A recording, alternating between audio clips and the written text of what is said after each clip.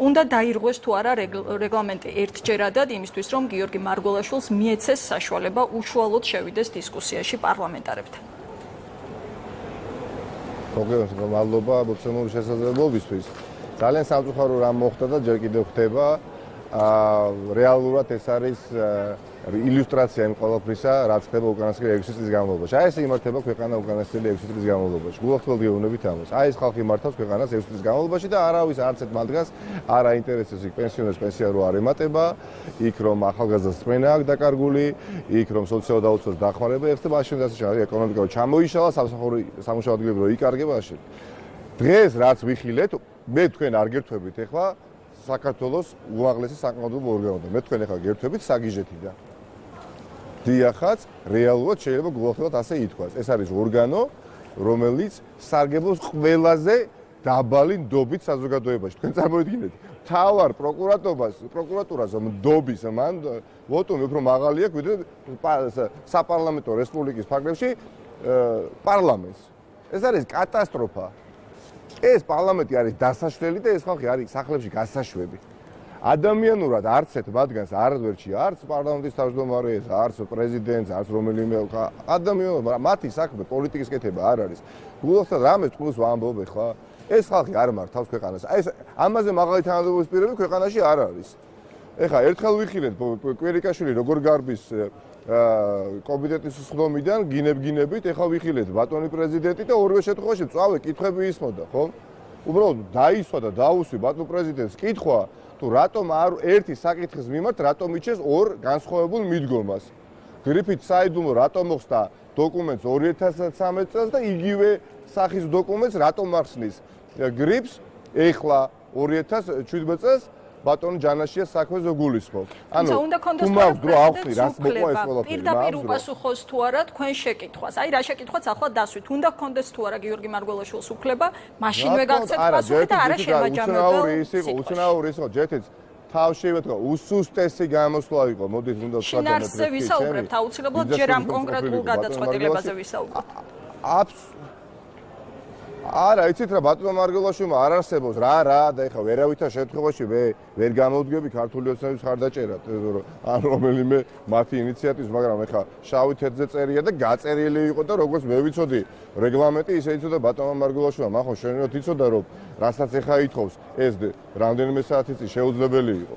უბრალოდ მართლაც ძალიან მწვავე ჩემს კითხვაზე, რომელიც ეხება გენერალ-მაიორ ჯანაშიას, მას არ ქონდა როგორც ჩანს პასუხი, ჯერ კითხვის დასმის პროცესში ადგა და დატოვა ცერემონიალურად, დემონსტრაციულად სხდომათა დარბაზი და მას შემოვიდა, როდესაც მე უკვე ტრიბუნიდან ჩამოვედი და მოაწყო ის რაც მოაწყო. ბატონ ნიკა გადაწყვეტილება გახდა ცნობილი ცოტა ხნის წინ 28 მომხრე და 50 წინააღმდეგი, რაც იმას ნიშნავს, რომ ძველი ფორმატით გრძელდება გამოსვლა და სავარაუდოდ ალბათ პრეზიდენტი აღარ დაბრუნდება პარლამენტში, რადგან რეგლამენტის შეცვლას ხარი არ დაუჭირეს დეპუტატებმა. ალბათ ეხლა ყველა პენსიონ დიახ, აი გავიგი ხომ ეს მიკროფონი და ძალიან სამწუხაროა რომ ყველა ის ადამიანი, ვინც შველას ითხოვს, ყველა ის ადამიანი, ვისაც ჯერ კიდევ აქვს უკეთესი ხვალინდერი დღის იმედი ამ ქვეყანაში, აი ამ პროცესებს ადევნებს ეხლა ალბათ ნახევარი საქართველოს და მეორე ნახევარი სახლებში, როდესაც დაბრუნდება საღამოს შეიტყოს თუ რა მოხდა. მართლაც ეს ხალხი მართავს. აი ეს არის ყველაზე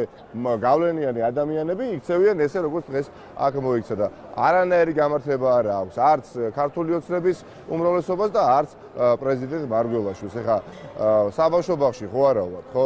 პენსიონერი იყო შველა და იმედგაცრუება მისი გამოსვლის დასაწყისში უფრო სხვა განწყობა ჰქონდა ნაციონალურ მოძრაობას. ბატონო?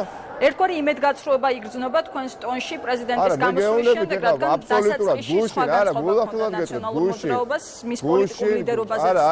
არა თუ დასაწყისში გულახ არა გუშინდელი დღის ჩათვლით მე ხა ნამდვილად აბსოლუტურად სხვა სიტყვა ვთქვი, ვიდრე ქონდა დაგეგმილი, მაგრამ მას შემდეგ რაც მოვისმინე მისი გამოსვლა ანგარიში 5 წელიწადია ადამიანი ქვეყნის პრეზიდენტია და ანგარიში ქონდა ისეთი, რომელიც ვერანაირ კრიტიკას ვერ უძლებს. არაფერზე არ ისაუბრა პრაქტიკულად და არაფერი არ თქვა. და ყველაზე რეკორდულად ხანმოკლე და შინაარსისგან დაცლილი ანგარიში იყო 5 წლის განმავლობაში. მას უნდა ესაუბრა რა გააკეთა ქართულმა ოცნებამ ამ 5 წლის განმავლობაში და ქვეყანას რა მდგომარეობაში ტოვებს, რა მდგომარეობაში ჩაიბარა მარგველაშვილმა და რა მდგომარეობაში ტოვებს. და ამ ყველაფერზე არ უსაუბრია, ძალიან მოკლედ მოულოდნელად დაასრულა თავისი ანგარიშის, ასე ვთქვათ, წაკითხვა, თუ მას ბევრი რამის თქვა უნდა და ვინ აძალებდა რომ 22-21 წუთში დაესრულებია ეს ყველაფერი. რეალურად თუ ქართულმა ოცნების აი ამ შემადგენლობამ დღეს უბრალოდ ჭკუაში აჯობა დღეს აჯობა ჭკუაში ბატონ მარგველაშვილს და რაღაცა ნებსით უნებლიეთ ისე მოხდა რომ ქართული ოცნების ასე ვთქვათ მიზნების შესრულებას მე დავეხმარე ეხლა მაგრამ წავე კითხვა რომელიც მე უნდა დამესვა ყველა შემთხვევაში დაუსვი და ამა გამოიყენო წყობრიდან ბატონი მარგველაშვილი მაგრამ ამ კითხვაზე პასუხისგაცემა მას აუცილებლად მოუწევს ვინაიდან ის არის ქვეყნის პრეზიდენტი დიახაც ის არის ვალდებული ყველა საზოგადოებაში არსებულ უწავეს კითხვაზე მით უმეტეს როდესაც მას პირადად ეხება ადამიანს წამოვიდგეთ პრეზიდენტი სააკაშვილი იყო პრეზიდენტი და ბატონი ჯანაშია იყო სახელმწიფო დაცვის სამსახურის უფროსი. მარგველაშვილმა 2013 წელს მოხსნა გრიფით საიდუმლო დოკუმენტებს ამის საფუძველზე ბრალი წაუყენეს სააკაშვილს და ჯანაშიას. ჯანაშია წავიდა სახლში და მოვიდა მის ადგილზე ბატონი ჩუბინიძე ბიძინა ივანიშვილის დაცვის ყოფილი უფროსი. და ეხლა ბატონი ჯანაშია ითხოვს 5 წლის განმავლობაში რომ იცით რა მოხსენით იმ დანარჩენ დოკუმენტებსაც გრიფით საიდუმლო, რომელსაც არ ხსნის, მარგველაშვილს ეუბნება. სადაც პრეზიდენტი ჯერ კიდევ სააკაშვილი იყო და არ ხსნის.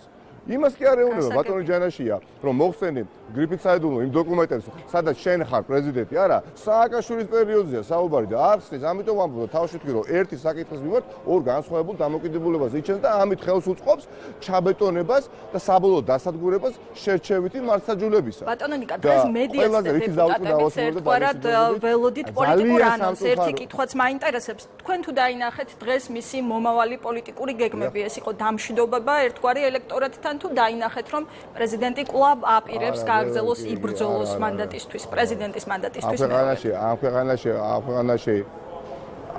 ამ ქვეყანაში ვერაფერს ვერასოდეს ვერ გამორიცხავდა ჩვენს ქვეყანაში ერთი დღით ადრე ვერაფერს ვერ დაგეგმა, ხოდით გულახდილად ასევე თქვათ, თუმცა მთელი ეს პოლიტიკური კლასი ვინც არის ახლა აი აქ შეკრებილი, აბსოლუტურად ყველანი სახლებში უნდა წავიდნენ. ეს ადამიანები უნდა შეეშვან პოლიტიკის კეთებას, იმიტომ რომ ამათ პოლიტიკა რა გონიათ, იცით, ძღოლი რო ელოდება ახლა გარეთ და ჩაბულუშუშებია მანქანაში რო ჩაჯდება და ხელფასები რო აქვს და პრემიები რო აქვს და ბიზნესში ნათესავებიც, ვაკაცები რო დანიშნეს. სამსახურებში და ბიზნესებში რო მოდიან, პარიზში ჩაფრიდებიან, ჩამოფრიდებიან, კარგს ოჭამენ, ეს გონიათ პოლიტიკა. მაგრამ პენსიონერი, ახალგაზრდა, სოციალურ დაუცველია, ეკონომიკა, განათლება, ეს ყველაფერი არ აინტერესებს. გასაგებია, დიდი მადლობა ბატონო ნიკა, მადლობა თქვენი დემონსტრირებენ. მადლობა ჩართვისთვის.